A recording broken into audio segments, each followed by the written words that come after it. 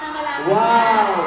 Sana po, supportahan niyo po kami sa mga sinihan. Very Sana ni Mama. Yes. Sana umabot sa US. Susupport kami dyan. Ano umabot Pero, sa manunod kayo oo naman, premiere. Pero, kung may upcoming movie kayo, syempre hindi kami papahuli ni Ann. Right?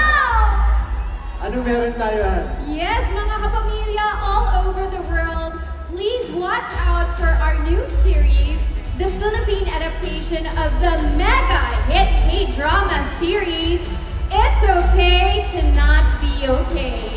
Makakasama namin dito si Carlo Aquino, and of course, this will be directed by Direk May Cruz Alviar. Abangan niyo po yan. We've been shooting na nga already, di ba? Yes, naka-first cycle na kami. Napaka-exciting. Balita ko, nag-taping na kayo.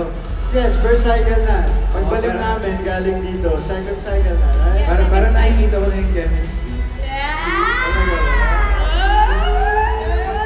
Kayo din, kita-kita ko ang chemistry.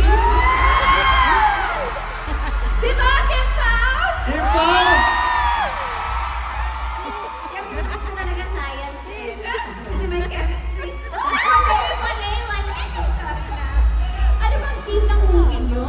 Meron ba kayong pwede i-share? Kahit konti lang. Nag-shoot na ba kayo? Di ba? Hindi pa. Nagbalik. Surprise! Okay. kayo yung tatanungin namin. Kumusta naman makipagtrabaho with Joshua at Ann? You know what? He's such a brilliant actor. Kaya, Joshua. Ay, hindi mo manatapos.